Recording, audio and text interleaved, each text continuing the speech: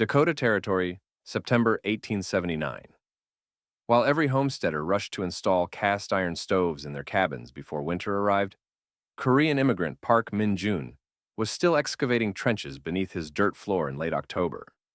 His neighbors called it structural insanity. They called him a madman, digging his own grave. Park carved tunnels 8 inches high and 12 inches wide in a serpentine pattern beneath his entire 16 by 24-foot cabin, creating a network of underground passages that seemed to serve no rational purpose. He positioned a firebox at the southern end and a chimney at the northern corner, forcing smoke to travel 40 feet through horizontal flues before escaping. The design defied every principle of frontier heating that Dakota settlers considered fundamental. Lars Anderson, a Norwegian homesteader with 8 years of territorial experience, stopped his fence mending to watch Park work in the autumn mud. "Man's building his fire in the ground like a prairie dog," Anderson told his wife Ingrid that evening. "Fire belongs in a stove, where you can see it and control it, not buried where it'll smoke you out or collapse and kill the whole family." Anderson had survived 3 Dakota winters using proven methods, and he'd never seen anyone intentionally dig tunnels beneath a living space. Park didn't pause his excavation when neighbors gathered to observe his peculiar construction. His weathered hands, trained through 15 years as an apprentice to palace architects in Hanseong, positioned flat stones over the tunnel network with mathematical precision. Behind him, his 12-year-old son Jin mixed clay and sand in exact 3-to-1 ratios, creating ceiling mortar that Park's ancestors had refined through 2,000 years of Korean winters. "In my country, we heat the sleeping platform, not the air," Park explained in his thick accent, while smoothing clay between stones. "Fire touches stone for 40 feet. Stone holds warmth all night. Family sleeps on heat, not near heat." Wilhelm Braun arrived at Park's site on October 15th, carrying his level and measuring tools. The German immigrant had built 47 heating stoves across 3 territories since 1873, earning recognition as the region's authority on proper thermal systems. What he observed made him shake his head with professional concern. Park intended to seal the entire tunnel network beneath 4 inches of clay and stone, creating a massive thermal floor that consumed interior space and required 60% more labor than standard stove installation. Most troubling was Park's planned fuel source. The Korean had harvested bundles of dried prairie grass and buffalo chips, materials Braun considered too quick burning to maintain sustained heat. "Those tunnels will collapse under the floor weight," Braun told Anderson during their weekly settlement discussion. "Clay will crack from heat stress. Even if the system doesn't fail structurally, grass burns too fast to heat anything properly. I've built heating systems from Ohio to Montana, and fire belongs in an iron stove with proper draft control, not running wild through dirt tunnels." Sarah Hutchins watched Park's construction from her neighboring homestead with cautious curiosity. The widow had burned through 8 cords of wood the previous winter, feeding her inefficient stove every 4 hours to maintain barely survivable temperatures. Her fuel costs had consumed $18, representing a significant portion of her annual cash income. She found herself wondering if Park understood something about heating that frontier experts had missed, though she kept such thoughts private. Park continued his excavation undeterred by community skepticism. Each morning, he and Jin selected stones from the creek bed, choosing pieces by weight and density rather than appearance. The Korean tradition demanded specific thermal properties that Jin was learning to identify through touch. While neighbors installed their stoves in 3 days using standard patterns, Park spent 6 weeks carefully angling each tunnel section to create precise geometry his design required. "Why do we build it this way, Father?" Jin asked as they sealed the final tunnel section. The teenager had been born in Korea but raised in Dakota, making him fluent in both American frontier skepticism and Korean thermal engineering. Park pointed to the stone mass extending beneath the entire cabin floor. "Fire will burn slow in tunnels, touching stone for 40 feet. A standard stove heats air that rises to the ceiling and escapes. Our way stores heat in stone and gives it back through the floor all night. The family sleeps warm without feeding the fire. By late October, the settlement's established builders grew vocal in their criticism. Anderson calculated that Park's excessive labor had cost him 3 weeks of construction time that could have been spent preparing firewood or winterizing other cabin aspects. Braun declared the entire project a waste of effort that would prove inadequate when real cold arrived. The first snow began falling on November 1st, while Park still applied final clay sealing to his floor surface.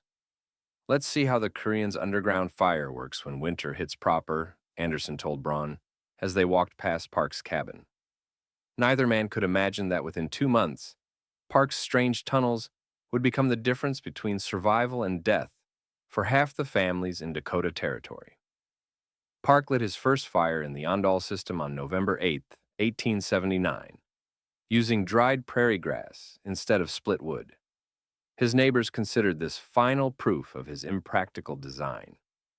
The grass smoldered rather than flamed, producing slow combustion that sent smoke crawling horizontally through 40 feet of tunnel before exiting the chimney. Lars Anderson's cast iron stove heated his cabin to comfortable temperatures within 30 minutes of lighting, while Park's floor took 6 hours to warm noticeably.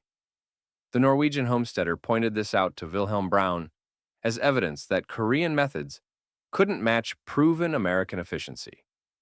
Park burned 2 bundles of grass every 12 hours, a fuel schedule that seemed wasteful to neighbors who assumed grass consumed too quickly for sustained heating. But the Korean understood principles his frontier critics had never encountered. "Fire doesn't need to be hot, needs to be long," Park explained to Jin as they loaded the firebox one evening. "Grass burns slow in tunnels where air is limited.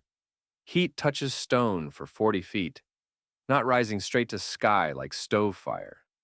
Stone absorbs warmth during burn, releases for 18 hours after flame dies."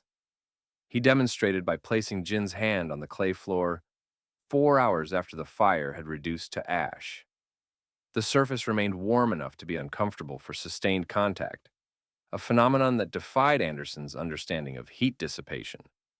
Park's entire family slept on the heated floor using thin woven mats, requiring no heavy blankets, despite November temperatures dropping below freezing. Jin woke each morning to warmth rising from below, his sleeping platform maintaining consistent temperature throughout the night. The comparative performance became undeniable as November progressed into December. Anderson's cabin achieved 85 degrees near his stove, but dropped to 38 degrees in the far corners, creating zones of scorching heat and dangerous cold within the same structure. His family required stoking every 4 hours, including twice nightly maintenance that interrupted sleep and consumed half a cord of wood per week. Wilhelm Braun's superior German engineering provided better heat distribution, but lost all warmth within 2 hours of the fire dying, forcing his family to sleep clustered near the stove for survival. Park's cabin maintained 64 degrees throughout its interior, with no cold zones or dangerous hotspots. The entire floor radiated consistent warmth that heated the air evenly from ground level upward. His family moved freely through every corner of their space, never huddling near a heat source or avoiding freezing peripheries. Most remarkably, Park burned dead prairie grass and dried buffalo chips, fuel he'd harvested for free from land that covered every acre of Dakota Territory. Sarah Hutchins visited Park's cabin during a December cold snap, when temperatures had plunged to 15 degrees below zero for 5 consecutive days. She stepped through his door and felt warmth rising through her boot soles, a sensation entirely foreign to her stove-heated experience. The floor was warm everywhere, even 20 feet from the firebox, maintaining heat that seemed to emanate from the earth itself. Park walked barefoot across his clay surface, demonstrating thermal retention that Hutchins had never imagined possible. "You're heating this entire space with grass you pulled from the prairie?" Hutchins asked, calculating the economic implications. Her own stove consumed expensive purchased wood, delivered by wagon from distant timber sources. Park nodded, showing her his fuel supply, bundles of dried vegetation that cost him nothing beyond autumn harvesting labor. In Korea, we had little wood, Park explained. We learned to heat with anything that burns slow. Here, grass is everywhere. Winter fuel grows free. Anderson began asking technical questions, despite his initial dismissiveness. He observed that Park's cabin maintained overnight warmth without any fire maintenance, a feat Anderson's system couldn't achieve. The Norwegian calculated that Park was using 1/4 the fuel volume despite heating identical square footage. Braun noticed Park's family sleeping comfortably on their floor, while his own family required layers of blankets and shared body heat near the stove. The professional interest grew as December brought temperatures to -15 degrees for 5 consecutive days. Park's system handled the cold with mechanical consistency, while neighbors struggled to maintain survival temperatures. An old homesteader named Morrison stopped by Park's cabin, running his hand across the warm clay floor with the expression of a man reconsidering fundamental assumptions. "The weather's got that heavy feel," Morrison told Park quietly. "Same pressure patterns we had before the killing winter of '73. If we get cold like that year, your floor heating might be the only system that keeps families alive." Christmas week arrived with temperatures dropping to -22 degrees. Neighbors burned wood at unsustainable rates, watching their winter fuel supplies diminish faster than expected. Park's cabin remained consistently warm, using grass he'd harvested in autumn, his family comfortable while others faced the growing reality of fuel exhaustion. Anderson stood outside Park's cabin on December 28th, smoke rising steadily from the chimney while his own stove consumed wood with desperate inefficiency. "The system has merit," Anderson admitted to Braun that evening. But what happens when real cold arrives? Neither man understood that real cold was already approaching, temperatures that would transform Park's strange tunnels from curiosity into lifeline. January 5th, 1881, arrived with temperatures at 38 degrees below zero at dawn, and the mercury continued falling throughout the morning. An Arctic air mass had settled over Dakota Territory with the weight of a geological formation, trapping the region in a cold that would not break for 31 consecutive days. This was the blizzard winter that Morrison had predicted. The killing cold that would claim 47 lives across 3 counties before spring finally arrived. Lars Anderson's stove required feeding every 90 minutes to maintain interior temperatures above freezing during the coldest nights. By January 9th, his cabin averaged 42 degrees despite constant fire, and his family slept in layers near the stove, while the far corners dropped to temperatures that froze water solid. Anderson burned through 2 cords of wood in 9 days, watching his carefully prepared winter fuel supply vanish at rates that meant his family would face February without heat. His children developed early frostbite on their fingers, despite staying indoors, their small bodies unable to generate enough warmth in a cabin that couldn't hold heat. Wilhelm Braun's expertly constructed German stove cracked on day 6 from extreme temperature stress. The cast iron separated along seams that had seemed solid, allowing frigid air to pour directly through gaps in the metal. Braun spent 2 days in sub-zero conditions attempting repairs using clay mortar that froze before he could properly seal the fractures. His compromised stove lost 40% of its heating capacity, and interior temperatures dropped to 28 degrees overnight. 8 feet from his active fire, water froze into solid ice, while the stove burned wood continuously. Sarah Hutchins faced desperation that threatened her survival. She burned furniture, then structural timber, then anything combustible she could find in her cabin. Her stove could not maintain life-sustaining heat beyond a 5-foot radius from the firebox. She calculated that her remaining fuel would last 6 more days at current consumption, after which she would face the choice between abandoning her homestead for town shelter or freezing to death in her own home. Park's Ondal system maintained floor temperatures between 68 and 72 degrees throughout the crisis. His interior air temperature held steady at 58 to 62 degrees, with no cold zones anywhere in the cabin. The family worked, cooked, and slept in normal clothing while neighbors struggled to prevent frostbite indoors. Park consumed 2 bundles of dried grass every 16 hours, and the clay floor stayed warm 20 hours after each fire died to ash. The heat rose evenly from the entire surface, creating comfortable temperatures in every corner without the dangerous stratification that plagued stove-heated cabins. The physics revealed themselves through measurable results that Anderson could no longer dismiss. While his stove lost heat within 2 hours of the fire dying, Park's thermal mass floor stored energy equivalent to 18 hours of active burning. The grass burned slowly in oxygen-restricted tunnels, transferring heat to stone and clay throughout 40 linear feet of contact.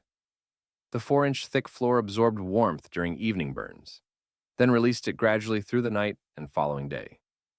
Radiant heat rose from below rather than creating the hot ceiling and frozen floor phenomenon that made Anderson's cabin nearly uninhabitable. By January 12th, Anderson visited Park to ask technical questions without his previous dismissiveness. 3 days later, Braun admitted that the Korean system represented superior engineering to anything he had built in 3 territories. January 18th brought the crisis to its breaking point as 3 families reached critical fuel exhaustion. Anderson calculated his remaining wood would last no more than 6 days at current consumption rates. Braun's cracked stove required constant attention to prevent dangerous smoke accumulation, while his family's cold-related health problems worsened daily. 2 elderly settlers named Henderson developed severe frostbite symptoms that threatened amputation if conditions didn't improve. The contrast became starkly visible across the settlement. Park's cabin showed clear windows and steady smoke from efficient combustion. His neighbors' cabins displayed ice-covered windows, irregular smoke from desperate fuel burning, and the constant activity of families struggling to maintain life-sustaining warmth. Jin documented interior temperatures using his father's knowledge, recording consistent readings between 62 and 68 degrees in their cabin. Neighbors reported interior temperatures ranging from 28 to 35 degrees during the coldest periods, measurements that represented the threshold between survival and death. Park had consumed 14 bundles of grass during 13 days, fuel he'd harvested for free from the prairie. Anderson had burned 2 1/10 cords of wood that would have cost $31 if purchased. The temperature differential told the survival story with mathematical clarity. Park's 58-degree average provided comfortable living conditions. His neighbor's 35-degree average forced families into constant crisis management, burning anything available while watching their fuel supplies evaporate towards zero. January 19th arrived with forecasts predicting minus 40 degrees and no end to the Arctic mass in sight. Multiple families faced the choice between abandoning their homesteads or seeking shelter from someone whose heating system could actually sustain human life. Sarah Hutchins approached Park's door that evening, her voice tight with the humiliation of admitting that 8 years of frontier experience had proven inadequate against conditions that Park's strange underground tunnels handled with mechanical precision. Sarah Hutchins arrived at Park's cabin on January 20th with her 2 children carrying blankets and what remained of their food supplies. Her stove had failed to maintain survival temperatures, and frostbite had begun spreading across her youngest daughter's fingers, despite staying within 6 feet of an active fire. Park opened his door to reveal warmth that seemed impossible given the minus 38-degree exterior temperature. Hutchins felt heat rising through her boot soles as she stepped inside, a sensation so foreign to her stove heating experience that she initially thought her frozen feet were playing tricks on her perception. Lars Anderson arrived on January 22nd with his wife Ingrid and their 3 children, abandoning a cabin where interior temperatures had dropped to 22 degrees despite burning furniture for fuel. His wall-mounted stove had cracked its hearthstone, allowing frigid air to pour through gaps that emergency clay repairs couldn't seal. Anderson swallowed 8 years of territorial pride as he carried his family's belongings through Park's door, watching steam rise from their clothing as they entered the Koreans' consistently heated space. Wilhelm Braun appeared on January 25th, his wife and children having fled to town before the crisis worsened. The master mason who'd built 47 heating systems across 3 territories now sought shelter from a man whose underground tunnels he'd dismissed as structural madness.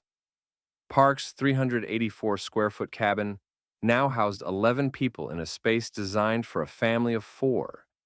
Yet the Ondal system continued maintaining floor temperatures between 68 and 72 degrees without any sign of strain.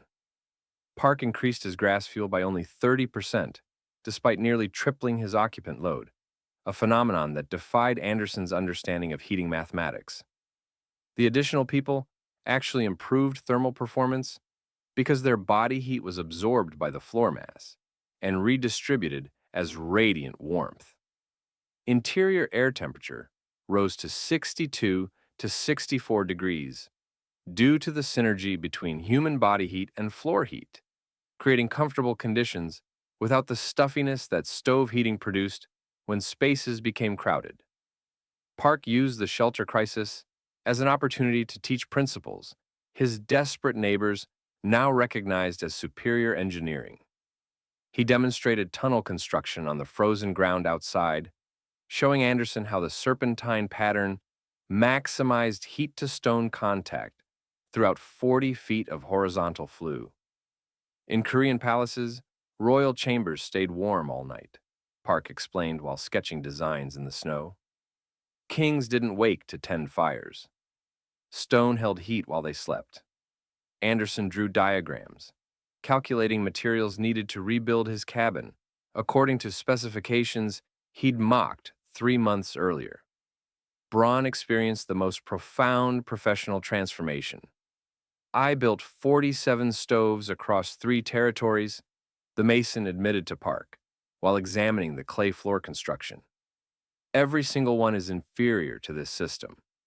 He asked about mixture ratios for the clay ceiling compound, optimal tunnel heights for draft efficiency, and stone selection criteria for maximum thermal retention. Park shared 2,000-year-old Korean knowledge freely, explaining how his ancestors had refined these methods through centuries of fuel scarcity and winters that killed families who built incorrectly. Hutchins calculated the economic revolution she was witnessing. Park's fuel cost was $0, harvested from prairie grass that covered every acre of Dakota Territory. Her own winter heating had consumed $18 annually for purchased wood, money that represented significant hardship for a widow operating a subsistence homestead. "You're heating 11 people with dead grass that grows everywhere for free," Hutchins said, the implications transforming her understanding of homestead viability. Park nodded simply. "Korea had little wood. We learned to heat with anything that burns slowly." The family slept on Park's heated floor using thin mats in Korean style, a practice that seemed primitive until they experienced warmth rising directly into their bodies throughout the night. Children played comfortably in every corner of the cabin, no longer confined to dangerous proximity near a scorching stove. No one woke for overnight fire tending, a luxury that frontier families had never experienced during winter. The system required no maintenance between evening and morning grass loadings, freeing families from the 4-hour stoking schedule that had defined every previous Dakota winter. Park created a cutaway diagram showing how smoke traveled through the tunnel network, demonstrating with ash patterns how heat transferred to stone throughout the 40-foot path. "Stone is like a bank," he explained to the gathered families. "Fire deposits heat. Stone pays it back slowly all day and all night." The metaphor connected to experiences his frontier audience understood, translating ancient Korean thermal engineering into concepts that made immediate practical sense. The survival statistics documented the system's life-saving capacity. During the first 20 days of crisis, Park had consumed 28 bundles of grass worth $0 in monetary value. Anderson had consumed 2 and 8/10 cords of wood before abandoning his cabin, representing $42 of purchased fuel. Park's temperature maintenance averaged 58 to 62 degrees constant. Anderson's had averaged 35 to 42 degrees with dangerous fluctuations. The health outcomes told the starkest story. Park's family remained healthy, while Anderson's children showed early-stage frostbite from living indoors in their own home. February 5th marked day 31 of sustained extreme cold, with temperatures still at minus 35 degrees. 2 additional families lost heat entirely, but couldn't reach Park's cabin through the dangerous conditions, forced instead to seek town shelter. Park's harvested grass supply remained adequate for 4 more weeks of crisis if necessary. His strange underground fire had proven not just superior, but essential for survival, transforming him from village eccentric to the man whose dismissed Korean tunnels had saved 11 lives, while frontier heating methods failed catastrophically across 3 counties. February 15th brought the first temperature rise above zero, signaling the possible end of 31 days that had claimed 47 lives across Dakota Territory.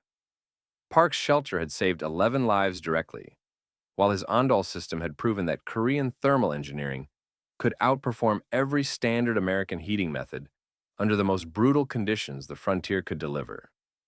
The settlement gathered on March 8th to discuss winter failures and the underground fire system that had meant the difference between survival and death for half their community.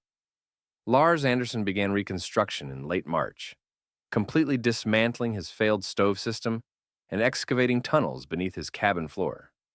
Park supervised the work, ensuring Anderson followed exact specifications for tunnel dimensions of 8 inches high by 12 inches wide in a serpentine pattern, extending 38 feet from firebox to chimney.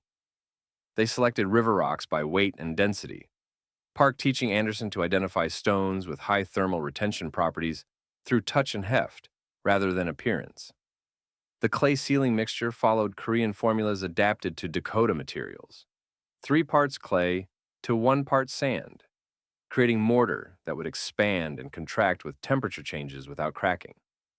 Anderson completed his Ondol system on April 22nd at 0 cost, except labor.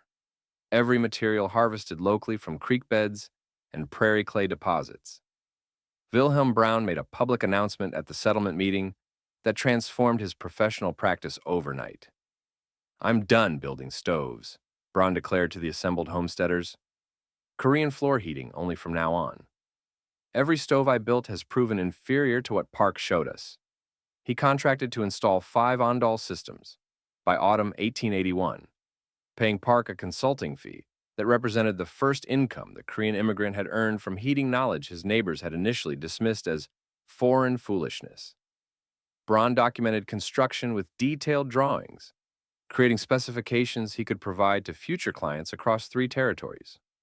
Sarah Hutchins commissioned Park to build an Ondol system in her cabin during May. The reconstruction meant she faced winter, 1881 through 82, with heating costs dropping from $18 annually to $0, a savings that represented 10% of her total cash income. The economic transformation allowed her to remain on her homestead independently, no longer facing the choice between remarrying for heating assistance or abandoning her land claim. She became an advocate for the system among female homesteaders, showing visitors her warm floor and explaining how free prairie grass had replaced expensive purchased wood. Park conducted weekend construction workshops from April through September, teaching tunnel excavation, stone selection, and clay sealing to 23 homesteaders, who recognized that dismissing traditional knowledge had nearly cost them their lives. Jin, now 13 years old, translated Korean heating concepts into English explanations, bridging the technical vocabulary gap between his father's palace training and frontier building terminology. Park created written specifications, producing the first English documentation of Korean Ondol principles adapted to American prairie conditions. The system required modifications for Dakota's unique environment. Korean Ondol traditionally used wood or coal, but the Dakota version burned prairie grass, buffalo chips, and corn stalks, fuels that grew abundantly on land where timber remained scarce and expensive. Korean designs featured raised sleeping platforms, while Dakota adaptations integrated thermal mass into ground-level floors that matched existing cabin construction. Tunnel lengths adjusted to cabin sizes, typically 30 to 45 feet compared to palace systems exceeding 100 feet. Dakota's extreme cold actually improved performance because greater temperature differentials increased heat transfer efficiency from combustion gases to stone mass. The settlement's wood dealer reported a 60% drop in fuel sales by 1882 as Ondol adoption eliminated demand for purchased heating wood. Economic impact calculations showed families saving $15 to $25 annually, significant amounts for subsistence homesteaders operating on cash incomes that rarely exceeded $250 per year. The freed capital allowed investment in livestock, land improvements, and agricultural expansion rather than desperate fuel purchases. Labor efficiency transformed as dramatically as fuel economics. Stove systems had required 4 to 6 hours daily for fire maintenance, wood splitting, stoking, and ash removal. Ondol systems required 30 minutes daily for single grass loadings and minimal ash cleaning. Families redirected the freed labor hours toward farming, livestock care, and land improvement, reporting 15 to 20% productivity increases in non-heating activities. The time savings accumulated to weeks of additional productive labor annually, multiplying economic benefits beyond simple fuel cost reductions. Regional spread occurred rapidly through both geographic proximity and ethnic networks. Spring 1881 saw 5 Ondol systems operating. Autumn 1881 brought 23 completed installations. Spring 1882 documented 67 systems across 3 counties. The heating method, initially termed Korean tunnels, evolved into Park's system as neighbors personalized the foreign technique to a trusted local figure, then finally became prairie ondol or grass-burning floor heat, as American terminology absorbed and domesticated the innovation. The territorial surveyor included ondol systems in his official October 1881 report, noting that Korean floor heating proves superior to stove methods in extreme prairie conditions where fuel scarcity threatens settler survival. He recommended ondol for all new homestead construction in timber-poor regions, creating the first governmental recognition of non-Western heating technology in American territorial building guidelines.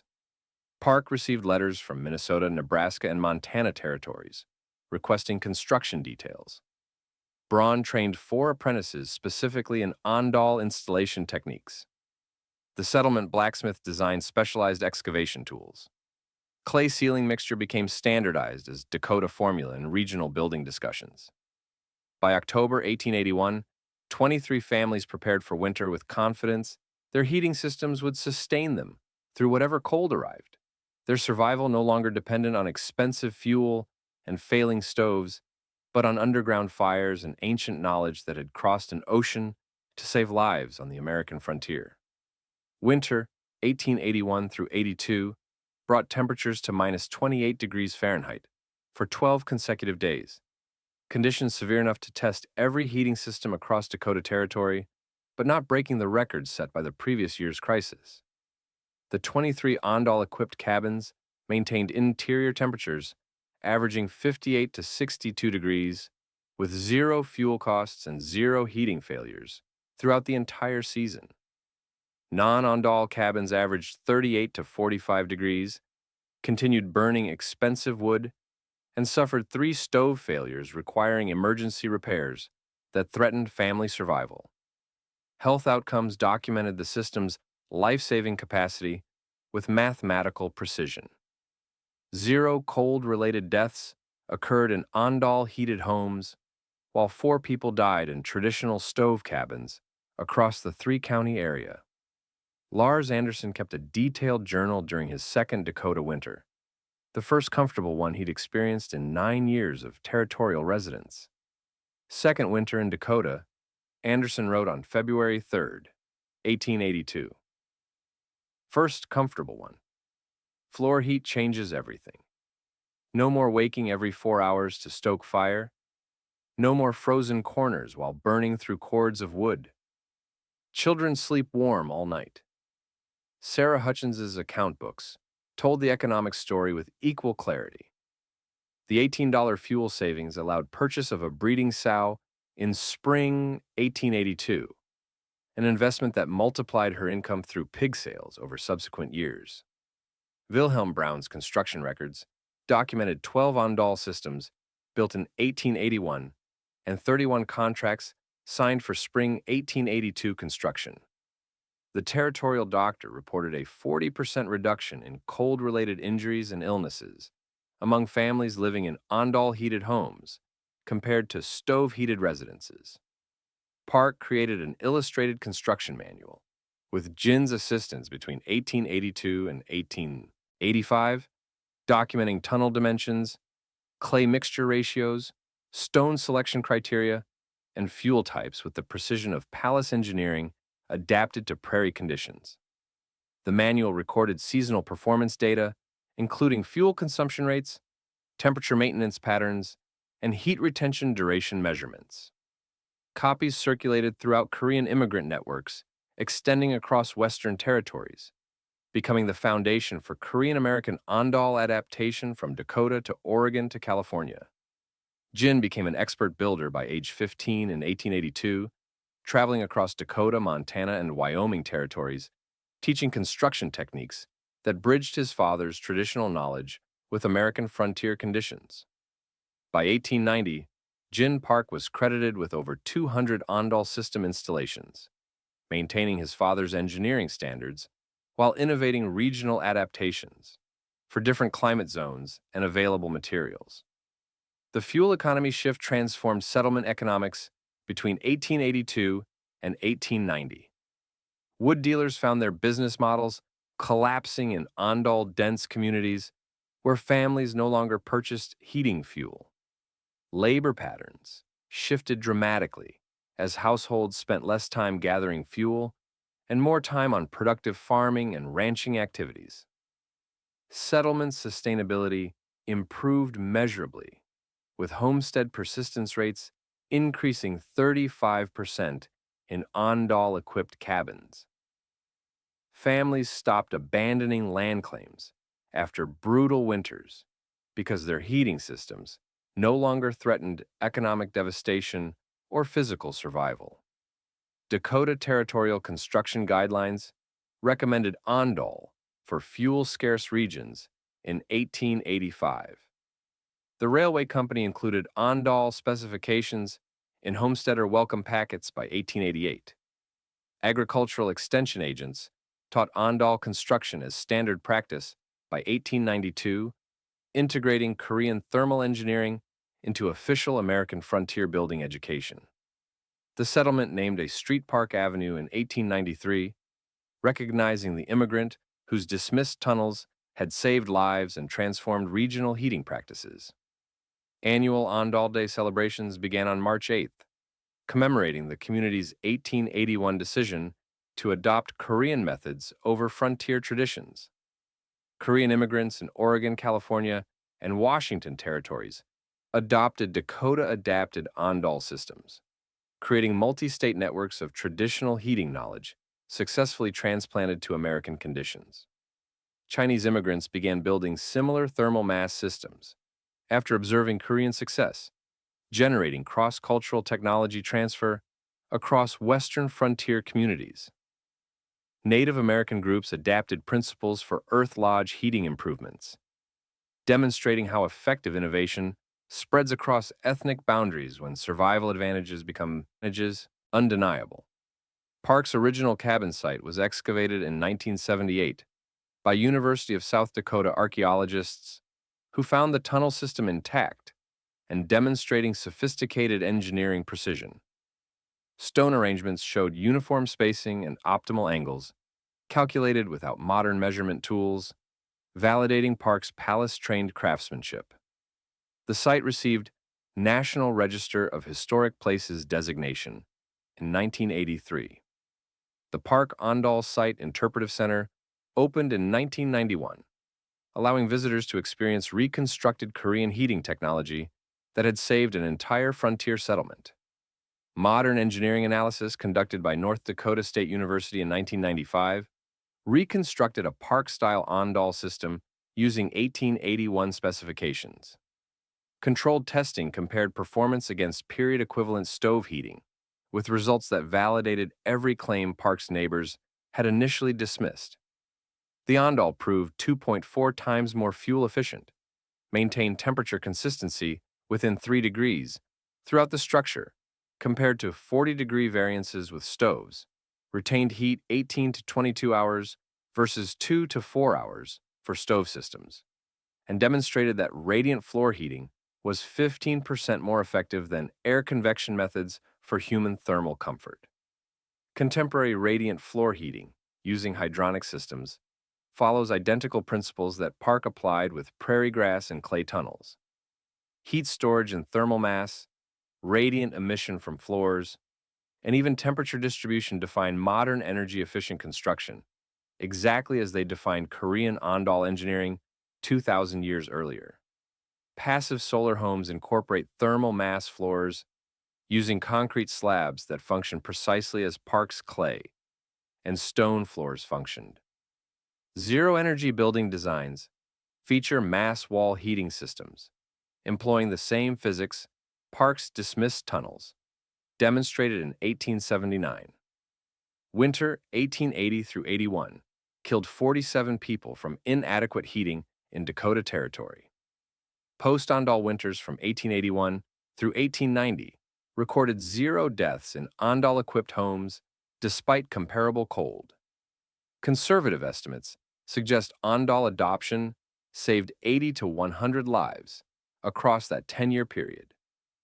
Park Min-jun was called crazy for building underground fire tunnels.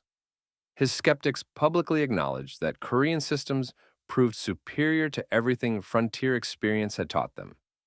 2,000-year-old knowledge, tested through millennia of harsh winters, outperformed 19th-century American methods developed without deep thermal understanding. The underground fire that neighbors dismissed as madness became the heating standard that saved lives, proving that innovation isn't always invention, and that ancient wisdom often surpasses modern arrogance when survival demands truth over cultural pride.